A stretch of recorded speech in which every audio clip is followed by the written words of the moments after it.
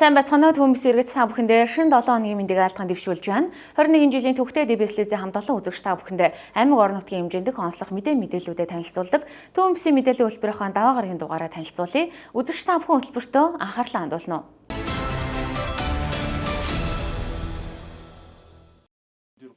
Монгол Улсын ерхий сайдын өгсөн үүрэг чиглэлийн дагуу засгийн газрыг төлөөлөн сангийн сайд Болдын Жавхлан, соёл спорт аялал жуулчлал залуучуудын сайд Ундурмын хамт ой хэрийн галтүмөр гарч байгаатай холбоотойгоор Төвийн бүсийн Сэлэнг аймагт ажилласан юм а. Энэ үеэр зарим шийдвэрлэх шаардлагатай асуулуудад санал солилцож, гал унтраах тоног дөхөөрөмж, тээврийн хэрэгсэл, хүн хүч, хүн нэг бүрийн гал унтраахаа багаж хэрэгсэл дутагдaltaй байгааг яаралтай шийдвэрлэхээр засгийн газрын хуралдаанд танилцуулна гэж мэдээсэн юм а. За ингээд газар дээр нь ажиллаж манай онцгой байдлын албаных маань яг энэ одоо өндөр уулын бүсүүдэд энэ одоо яг ойн бүсүүдэд галсан ийм өндөр хуурай шилттэй ийм одоо үед гарахад ямар техник хангамжууд хэрэгтэй байна, хүн хүч одоо яаж зохион байгуулах цаашаа хэрэгтэй байна, хүний нөөцийн хувьд ямар байна гэдэг газар дээр нь одоо эднэртэйгээ одоо зовлон жаргалын ярилцлаа. За ойрын хугацаанд одоо мөн засгийн газрын шийдвэр болгож гарах нөхөн хангалтын техник хангамжийн одоо гар техникүүд ялангуяа ийм зүйлүүд юу шаардлагатай байна. За энийг нь одоо газар дээр нь шийдэхээр ингээд одоо ерхий сайдын даалгавартай ажиллаж байна. За ирэх одоо 3 дахь засгийн газраар одоо онцгой байдлын албаны за эдгээр техникүүдийн хувьд одоо нөхөн хангалтын ийм асуудлыг ингээд шийдэж явах юм байна. За мөн тулах чадвар сайтай. За ганц нөхчдийг одоо зөөрөлдөг, за хоол хүнс зөөрөлдөг ийм одоо орчин үеийн дамгийн сүүл үеийн ийм техникүүдээр мөн одоо нөхөн хангалт хийх ийм бас шаардлагууд гарч ирж байна. За цаашдаа ер нь олон улсын практикт шилдэг ямар одоо сайн шинэ технологиуд орж ирсэн байна. За тэр бүрийг одоо манад яаж нутагшуулж болох боломжууд байна. За энийг одоо гадаадын одоо төслөх хөтөлбөрөөр хамтарч хэрэгжүүлбэл одоо маш сайн үр дүнтэй байдаг. Жишээ нь одоо манай онцгой дээр өнөөдрийг хүртэл хэрэгжиж байгаа Франц улсын нисэх онгоцны одоо багийн аврам туслах арга хэмжээнд зориулттай энэ төсөл бол маш одоо сайн үр дүнгөө өгч 27 онд бас удахгүй дуусна. Тэгэхээр энэ төслийг ч гэсэн цаашдаа ер нь өргөжүүлэх ийм одоо судалгаануудыг хамтарч хийхээр болж байна. Тэгээ ер нь цаашид энэ онцгой байдлын комисс яг ийм одоо ой хэрийн галт төмөртэй холбоотой ямар техник хэрэгсэл хэрэгтэй байна. За үүнээс гадна ой менежмент, ой зурвас гаргахаас ахуулаад ой цэвэрлэгээ хийх, ялангуяа дархан цаазтай газар ерөөсөө хүмүүс оролддог учраас одоо маш их ой цэвэрлэгээ хийх шаардлагатай болцсон гэдэг ийм ой менежментийн асуудлуудыг бид ярьлаа. Тэгэхээр бид нар засгийн газрын хуралдаанаар онцгой байдалтай холбоотой асуудлаас гадна менежменттэй холбоотой асуудлууд ярихаар болж байна. 21 цаг 30 минутын байдлаар гэхэд Төв аймгийн Батсүмбэр, Хинтээ аймгийн Батширээд, Сэлэнг аймгийн Ерөн суманд 2, нийт 4 ойн галт төмрийг бүрэн унтраажээ. Дархан Улаан аймгийн Хонгор, Сэлэнг аймгийн Хөдөр суманд 2, Ерөө Алтан булаг суманд 2, нийтдээ 6 ой хэрийн галт төмрийг цоромд оруулсан гэж мэдээллээ. За энэ арга хэмжээнд бас одоо нутгийн иргэд бол маш ихээр дэмжлээ. Нутгийн ард иргэд маань өөрсдөө одоо усаа зөөж ирж байна. Дээрээс нь хонь одоо махны одоо хангалт байж, хүнсний ногооны хангалт байж, цэвэр усны асуудлыг Дархан аймгийн маань иргэд бас маш их одоо оролцоо. Улаанбаатар хотоос ирсэн одоо иргэд маань бас маш их дэмжлээ. Сэлэнг аймгийн маань одоо бизнес эрхлэгчид маань маш их дэмжлээ. Ер нь бол яг энэ дээр юу харагдж байна гэхээр өнөөдөр бид нар ойн сангаа хамгаалахын тулд яах ёстой вэ? Ойн зурвасаа хийх ёстой байна. Энэ дээр маш их асуудал гарч ирж байна. Дээрээс нь одоо энэ техникийн асуудал, шинжлэх асуудал байж байна. Дээрээс нь цэвэрлэгээний асуудал, тусгай хамгаалалтын газар авлаа гэдэг ингэнгүүтээ энэ их маш их олон одоо унайнгуудыг авч цэвэрлээгүйс болж төмрийг одоо унтраах хугацаа маш ихээр одоо хугацаа алдж байна. Дээрээс нь энийг одоо унтраахын тулд хугацаа алдахаас гадна иргэд маань одоо сахиж олон хоногоор одоо нэг байж байгаа асуудал үүсэж байна.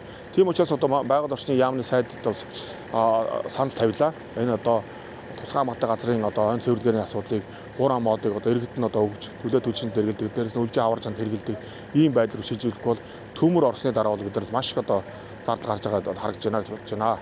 Тэгэхээр одоо бас Монгол Улсын засгийн газар мөн дээрээс нь одоо нийт ард иргэдэд бас баярлал талархснаа илэрхийлье. Ой хэрийн галт төмрийг унтраахаар онцгой байдлын байгууллагаас нийт 589 алба хаагч, 74 автомашин, 1 нисдэг тэрэг, хил хамгаалах байгууллагын 14 алба хаагч, 2 автомашин, цагдаагийн байгууллагаас 10 алба хаагч, 1 автомашин, орон нутгийн мэргэжлийн ангийн 246 хүн, мөн 49 машинтайгаар нийтдээ 858 хүн, 128 автомашинтайгаар ажиллаж байна.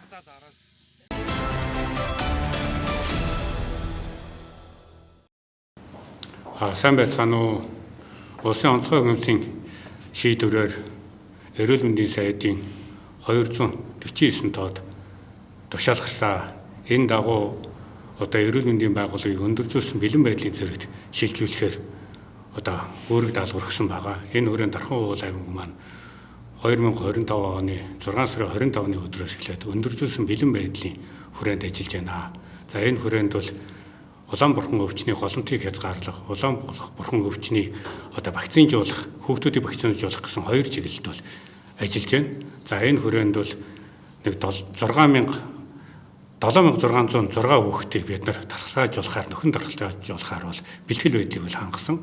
За өөрөөр сум бүрт одоо явуулын болон байнгын вакцины цагийг бий болгосон. Нийт одоо 18 цаг ажиллаж байна.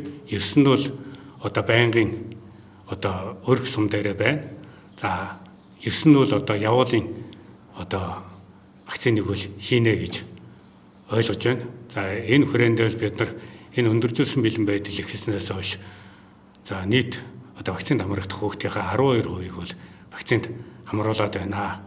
За ерөн бол энэ вакцинд хамрагдах гол хэлбэр нь бол хаалганаас хаалганд буюу танай гэрт очиж одоо хүүхдийг одоо вакцинд хамруулж за хүүхдийг энэ өвчнөөс өрсөн сэргийлнэ гэсэн ийм чиглэл байгаа. Тэгээд эрүүл мэндийн яамнаас гаргасан одоо ураа нь бол хаалга бүхэнд хөрж хүүхд бүхнийг хамгаална гэсэн ийм ураатайгаар бол хийгдэж байна. За энэ одоо аян бол маргааш буюу 7 сарын 1-ний одоо 11 цаг 40 минутаас Монгол улс даяар 1 цаг 1 өдөрт бол одоо эхэлж байгаа. За Дархан уул аймаг маань бол Дархан 50 дээр яг энэ цагт бол одоо энэ аяныгаа үйл ажиллагааг эхлэж одоо явуулын одоо цэгэн буюу одоо вакцин их явуулын багаан бол томилж одоо аймгийнхаа бүх цэг рүү бол одоо илгээж байгаа гэж ойлгож байна.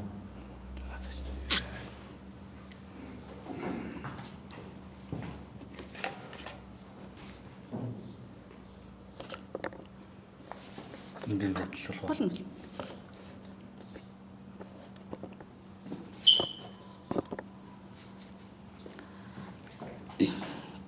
За энэхүү өдөрлөг болон эрүүл мэндийн байгууллагуудыг өндөржүүлсэн бэлэн байдалд шилжүүлэн ажилуулж энэ дархлаажуулалтын үйл ажиллагаа хийгдээд байгаа гол учир шалтгаан бол энэ Улаанбурхан өвчний маань дийдэлт байгаа. Манай Дархан уул аймгийн хэмжээнд бол 114 Улаанбурхан өвчний тохиолдол бүртгэгдсэн. За биеийн байдлаар наваад үзэх юм бол дунд хэсэг ангилалд багтаж байгаа 25%, хүндөвтөр 66%, хүнд 8% байна. За ингээд яг хүнд байгаа, маш хүнд байгаа хүүхдүүдэд аваад үзэх юм бол нөгөө вакцины нас болоогүй аль эсвэл товлолын дархлаажуулалтаас хоцорсон вакцингүй хүүхдүүд өвдөөд илүү их хүндрэх хандлагатай байгаад байгаа. Тийм болохоор яг энэ өндөржүүлсэн бэлэн байдлын хүрээнд бид нар яг товлолын дархлаажуулалтаас хоцорсон хүүхдүүдэд дархлаажуулахаас гадна товлын дархлаажуулалт хамрагдсан гэсэн бичлэлттэй боловч цахим одоо ийм онкологи системд хур системд мэдээлэл ороогүй хүүхдүүдэд бүртгэж авах ийм өдөрлөг үйл ажиллагаа болон энэ үйл ажиллагаа маань яг өндөржүүлсэн бэлэн байдлын хугацаанд үргэлжлээд явахаар байгаа.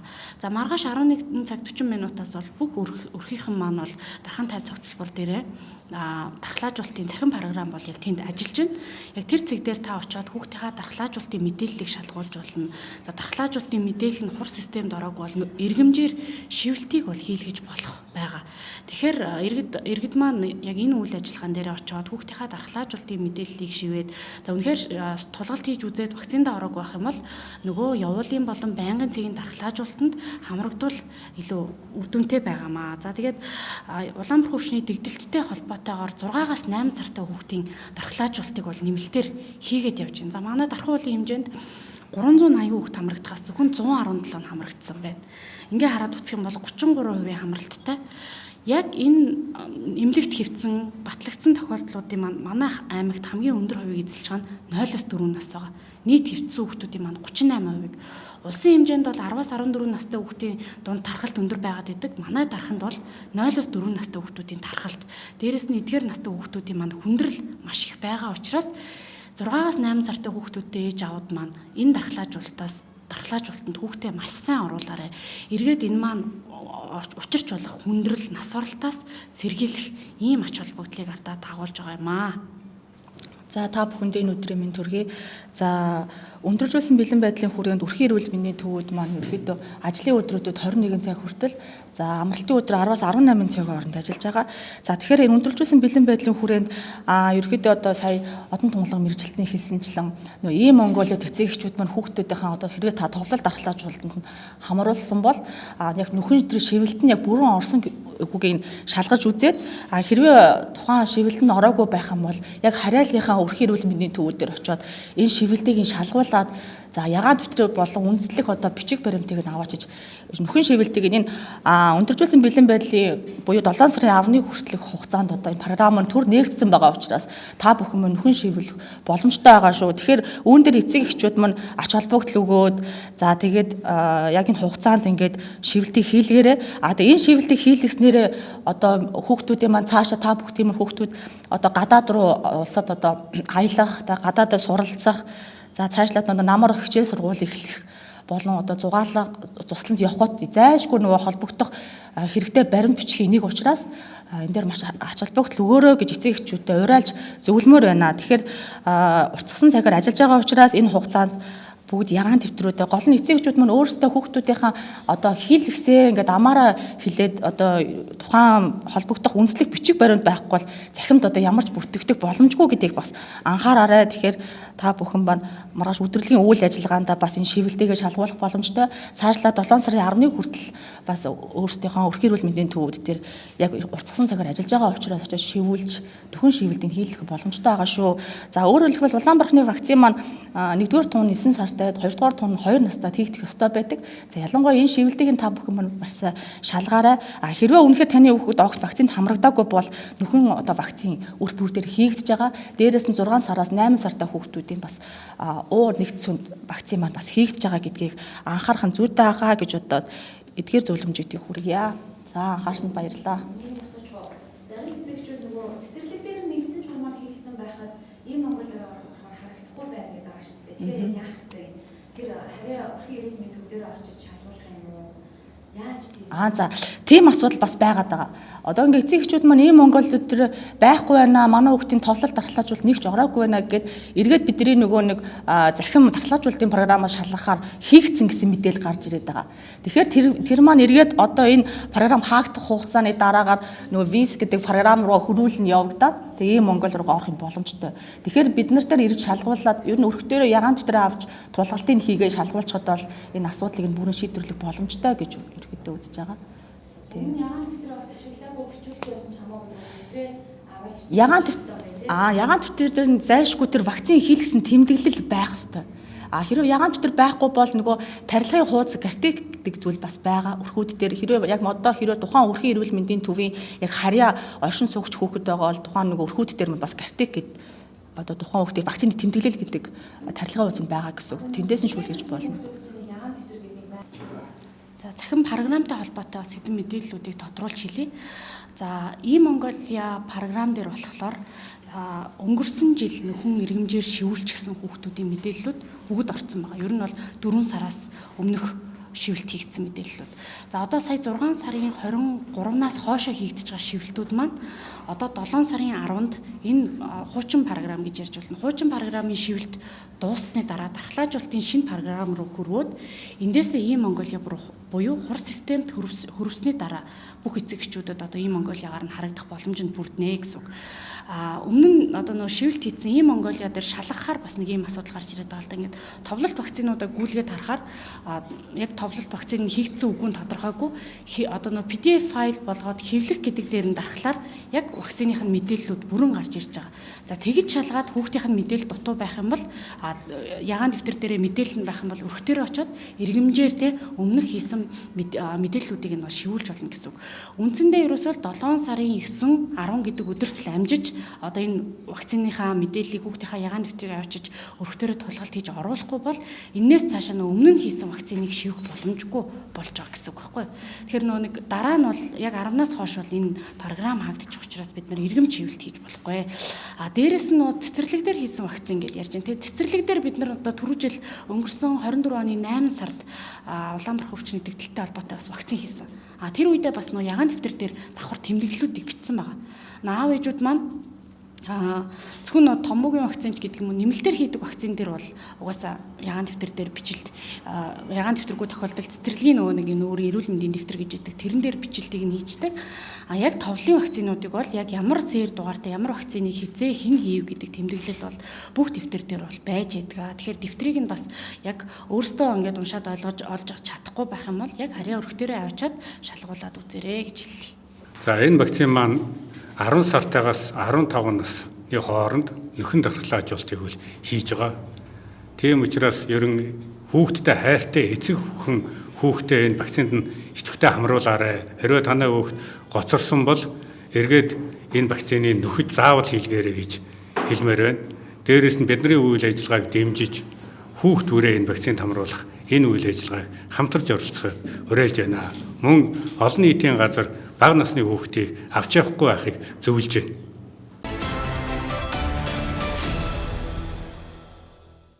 Уг хурлд ирсэн нийт сонгогчдын тоо анхан шатндаа бол яг 11 цаг 40 минутын байдлаар 440 сонгогчид цугласан байсан.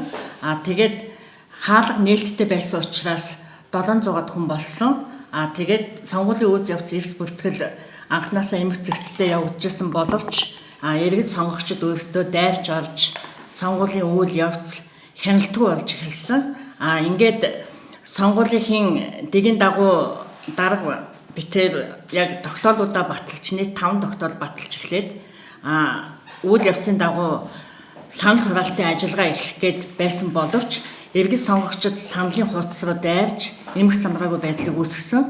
Ингээд хурлын даргаар дэлгэр баяр дарга байсан учраас ерөөсөө нөгөө нэг цагдаа дуудаад дэмжлэг хүсээд хүмүүс хоорондоо зодтолтож эхэлсэн. Ийм учраас ерөөсөө хурлыг хойшлуулах нь зүйтэй байна гэж үзээд бид бүгд ярилцаж энэ сонгуулийг хойшлуулсан, тодорхойгүй хугацаагаар хойшлогдлоо гэдгийг зарласан байгаа. Ингээд сумын нарийн бичгийн дарагт очиж бид нэр өнөөдөр танилцуулсан өглөө 8:30 минутанд орж дарга тэр тодорхой энэ товоо хизээ зарлаж яаж хурлаа зохион байгуулах уу гэдгийг зарласан боловч бидэрт тодорхой чиг үүрэг өгсөний дагуу өнөөдөр тоолгын комисс бичиг хэргийн зөвлөлтөөгөө хуралдаж өнөөдөр бид хэд яг товоо зарласан байгаа. Ингээд сонгуулийн үйл явц 2025 оны 7 сарын 2-ны өдөр буюу 5 гарагт 8-аас 16 цагийн хооронд 4-р сургуулийн спорт зааланд болохоор тов зарлагдсан. Ингээд бид хэд тов зарлагдаж санал авах ажлыг эхлэхээр зарласан байгаа. Тоолгын комиссыг ажил хийх нөхцөл хангаагүй ажил хийхэд хүндрэл иргэд өөрсдөө учруулсан. Ийм бол асуудал гарсан. Ерөнхийдөө бол хурлын явцын талаар сая хурлын нарийн бичгийн дарга ярьсан 5 тогтоол тоолгын комисс нэг тогтоолтойгоо ингээд гарцсан. Энэ хурлынхаа дэг дараалал дарга нарийн бичгээ сонгосон хэлцэг асуудлаа утсан бичиг баримт боловсруулах ажлын хэсэг тоолгын комисс томилсон ийм тогтоолуудаа батлаад үндсэндээ хурлын одоо бүх процессыг явагдаад ганцхан ажил үлдсэн нь бол ерөөсөө дарга багийн дарга нэр дэвшүүлээд багийн иргэдийн нийтийн хурлын даргаа нэр дэвшүүлээд багийн зөвлөлийн хүмүүсийг нэр дэвшүүлээд ингээд 3 сонгуул болж байгаа тийм ээ та бүгд мэдж байгаа. Энэ 3 сонгуулийнхаа бүх нэр дэвшилтийг явуулаад нэр дэвш бүгдийг гаргаж ирж танилцуулаад нэрсийн жагсаалтанд нэрээ өрсөлдөх нь зөвшөөрөөд нэг хүн бол нэр өрсөлдөхөд татгалзаад ингээд бүх процесс явагдаад ганцхан санал хураалт явагдаад эхэлжээд л эмх замааргүй байдал үүсээд үндсэндээ тоолгын комиссыг ажил хийх нөхцөл болцоогоор иргэд хангаагүй ийм асуудал гарсан. Тэгээд үүнээс болоод бид нар үндсэндээ цагдаагаач барьж авдсан цогцолтсон асуудлууд гарсан шүү дээ. Манай 3 дугаар өдөр дээр болсон 28-ны өдөр болсон иргэдийн нийтийн анхдаар хуралдаанаас бол багийн даргад мөнхөө оюун бэлэг болор цэцэг гэдэг 3 хүний нэр дэвшсэн. За ингээд нэр дэвшигчид маань иргэдийн нийтийн хурлд өөрсдөө танилцуулсан. Ингээд нэрсийн жагсаалтанд бол оюун бэлэг хуучин багийн дарга оюун бэлэг маань бол өөрийн хүсэлтээр бол нэрсийн жагсаалтаас өрсөлдөхөөс бол татгалзаад ингээд мөнхөө болор цэцэг гэдэг 2 хүн нэр дэвшиж байгаа. Нийтийн хурлын даргад оюун сайхан очир сүх Отхон сүрэн гэдэг ийм 3 нэр дэвшиж байгаа. Багийн иргэдийн нийтийн хурлын зөвлөлд 6 хүн байгаа тийм. Оюун баяр, анх баяр, ариун санаа, ягаан цэцэг, уран цэцэг, уран чим гэсэн хүн дэвшиж байгаа. За ингээд багийн иргэдийн нийтийн хурлда төрийн бас анх шатны байгууллага багийн иргэдийн нийтийн хурлын энэ багийн иргэдийн нийтийн хурлын дарга сонгох, багийн засаг даргаа сонгох, багийн иргэдийн нийтийн хурлын зөвлөлөө сонгох энэ одоо сонгуулийн санал авах ажилдаа одоо 3 дугаар үеийн иргэдээ идэвхтэй санаачлалтаа оролцохыг бол уриалж байна. За Монгол Улсын ерөнхий сайдын өргөд даалгавраар өчигдөр буюу 6 сарын 29, 30-ны өдрүүдэд төвийн бүсийн дархан Сэлэнгийн аймагуудад одоо алт өмрийн эрсдэлтэй байгаа газруудаар газар дээр нь танилцж ажиллалаа. За өчигдөр өрөөний байдлаар Сэлэнгийн аймгийн Алтан булаг сумын газар нутаг дээр байршилсан. За онцгой байдлын ерхий газрын одоо ариун буян генерал өдөртөөсөн хээрийн штаб дээр очиж ажиллалаа. За ингээд ямар ч байсан сүүлийн 14 хоногийн хугацаанд өндөржүүлсэн байдлаар хээрийн штаб ажилласан байна. За ер нь Сэлэнг дархны бүс нутгаар бол сүүлийн жилүүдэд бол 7 жилийн дундчаас 2 дахин илүү галын өндөр эрсдэлтэй байна. За энэ жил ихэд л одоо нийтдээ 42 одоо ийм галт төмөр одоо тэмдэглэгдсэн. За энэ өнгөрсөн жилээс л ихэд одоо 2 дахин илүү ийм одоо энэ жил дуурай шилт өндөртөө. За гал гарч байгаа их усрууд бол нэлээ одоо олон хэлбэртэй байна. За ард иргэдийн бас буруу ахуйн шинжтэй ийм одоо буруутай үйл ажиллагаанаас болсон байна. За мөн яг сүүлийн 14 онод гарсан шинэ энэ төмрүүд бол ер нь бол байгалийн шинжтэй яг ийм хуурай шилт ихтэй үед гардаг хуурай аянгнаас гарсан ийм дагалт төмрүүд байна. За ингээд төвийн бүсийн одоо галт төмөр унтраах одоо онцгой байдлын нийт бие бүрэлдэхүүн бол хамтарч одоо хүч нэмэгдүүлж Сэлэнгийн аймгийн эдгээр төмрүүдээр бол одоо ажилласан. За нутгийн ард иргэдч одоо маш сайн хамтарч одоо сайн зохион байгуулалттай ажилласны үр дүнд за өчтөр оройны 24 цагийн байдлаар бол ямар ч байсан 80-90% одоо бүрэн хяналтантаа оруулж, сурманд оруулж, за үнийг одоо манах бүрэн унтраах ажлууд одоо үргэлжилж байна. За Дархан уул аймгийн онцгой байдлын маань ч гэсэн ер нь одоо зохион байгуулалтын хувьд одоо яг төвийн бүсийнхаа бусад бүх аймагуудад одоо ингээд дэмжлэг үзүүлж бүх мэдээллийг эндээ төвлөрүүлж төвдөө одоо холбож өгөх ийм ажлуудыг одоо өндөр ачаалтаа ингэж гүйцэтгэж байна. За өчигдөр мөн Дарханд шарын гол сумд нөө шивэртэй аманд бас нэлээд томоохон юм төмөр одоо илэрсэн. За энийг бол өчигдөр мөн бүс нутгуудад ойролцоо бүс нутгууд үүлэнд одоо нөлөөлөх одоо аргаар одоо бороо оруулж за мөн баглаараач бас бороо орлоо. За ингээд бол бас ер нь бол цуманд орсон. За одоо бүрэн унтраах манах ажиллагаа бол ингээд үргэлжилж байна. За ингээд ерхий сайдын өргөд даалгавраар ажилласан засгийн газрын гишүүдээс бүрдсэн баг маань одоо өөрөлдвөл одоо сангийн сайд миний бие за мөн одоо манай соёл аялал жуулчлал залуучуудын спорт залуучуудын сайд ундрам гишүүн маань мөн хамтарч ажиллалаа. За ингээд одоо эх 3 дахь өдөр болох засгийн газрын хуралдаанаар бид нийтдээ нэг 6 асуудлыг ярилцлага танилцуулахаар ингэж бид хамтарч одоо бэлтгэж байна. За үүнд одоо ойрын хугацаанд ярилцлага шийдэх 3 асуудал байна. За энэ дэр мэдээж онцгой байдлын ерхий газраас энэ одоо хавар 100-ны хугацаанд гарсан одоо техникүүдийн нөхөн хангалтыг ярилцлага одоо хийх за мөн нэмж одоо багц хэрэгслүүдийг одоо татах худалдаа авалт хийх ажиллагаа. За энэ мэдээж одоо яг энэ ялангуяа энэ өндөр уулын ойн бүсүүдэд хэрэгтэй байдаг яг гар хэрэгслүүд болох энэ одоо үлээх унтраах техник за мөн одоо шүршигт усаар шүрших техникүүд за ингээ гар хөрөө гэд яг одоо гар хэрэгслүүд маань бол одоо маш өндөр хэрэгцээтэй байгаа. За энийг одоо өндөр хэмжээнд нөхөн сэргэлт хийх, нөхөн хангалт хийх, за нэмж нөөц татах ийм асуудлуудыг шийдэх хэрэгтэй байна. За мөн одоо энэ өндөр уулын газруудад ойн бүс нутгууд одоо шаардлагатай ланд LC 100 одоо 78 гэдэг нөө лонг гэдэг тийм ээ өндөр таацтай ийм тулгын чадвар сайтай техникүүдийг одоо нэмж татах, нөхөн хангалт хийх ийм асуудлууд байна. За мөн одоо Дархан Сэлэнгийн бүс нутгуудад энэ хавраас хойш маш их төмөр гарсан учраас шатхуун одоо зарцуулалт нэлээд өндөр гарсан байна. За тийм учраас эдгээр шатхуунуудын мөн нөхөн хангалтыг аймаг тус бүр дээр нь хийх асуудлыг одоо ойрын хугацаанд ярилцлаа шийдэх ийм асуудлууд байна. За мөн дунд урт хугацааны хувьд хүний нөөцийн асуудлууд байна. За мөн онцгой байдлын ерөнхий газар ерөнхий яг бие бүрэлдэхүүний хувьд галт төмөртэй тэмцэх за үер усны асуудлууд ингээд одоо байгалийн давтагч хүчин зүйлүүдэд тэмцэх энэ нийт бие бүрэлдэхүүний ажиллагаатай холбоотой одоо томоохон техникийн асуудлууд байна. За мөн агаарын техникүүд, за газрын техникүүд гэдэг томоохон техникүүдийг төслийн хэмжээнд одоо дунд урт хугацаанд одоо цоо шинээр шинжлэх за олон улсын одоо шаардлага техникүүдийн одоо төвшөнд энэ асуудлуудыг шинжлэх асуудал байдлыг одоо дахин нэг одоо нэлээ өргөн царванд бас нийтлэг ухаан онцгой байдлын ерхий газрын бас судалгаан дээр үндэслэж энэ асуудлуудыг одоо ярилцахаар боллоо. За 3 дугаарт энэ одоо онцгой байдлын ерхий газар дээр зэрэгцээд энэ манай байгаль орчны асуудлууд байна. Сүүлийн 20 гаруй жилийн хугацаанд энэ ойн бүс нутгуудад ойн цэвэрлэгийг яг технологийн стандартын дагуу хийгдээгүй улмаас энэ манай энэ галт төмрийн эрсдэл бол нэлээ өндөр байгаа. За энэ бол одоо маш бодиттой юм эрсдэл болж байна. За энэ ойн цэвэрлэгийг стандартын дагуу хийхгүй бол цаашдаа энэ ойн төмрийн асуудалтайгаа хичнээн тэмцээд бол байнгын энэ одоо эрсдэл бол буурахгүй юм байгаа. За тийм учраас энэ одоо ойрын жилүүдэд энэ одоо маш олон жил хийгдээгүй одоо хуучин нуранга одоо энэ одоо өгсөн моднуудыг одоо цэвэрлэх энийг зайлуулах за мөн одоо галт төмрөөс урьдчилан сэргийлэх юм зогоонуудыг татах ийм асуудлуудыг бол ойрын жилүүд хийх шаардлагатай болж ирж байна. Тэгэхгүй л бол одоо жил бүр одоо галсан төмрийг л очиж унтраагаад байдаг болохоос биш энэ бид цааштай галын эрсдлийг бууруулах энэ ажлууд бол маш дутмаг хийгдэж байгаа маань эргээд энэ онцгой байдлын одоо ажлыг одоо хөндрүүлж байгаа. За ард иргэдийн одоо тайван амгалан амьдрах энэ байдлыг бол эрсдэлд оруулж байгаа ийм зүйлүүд байна.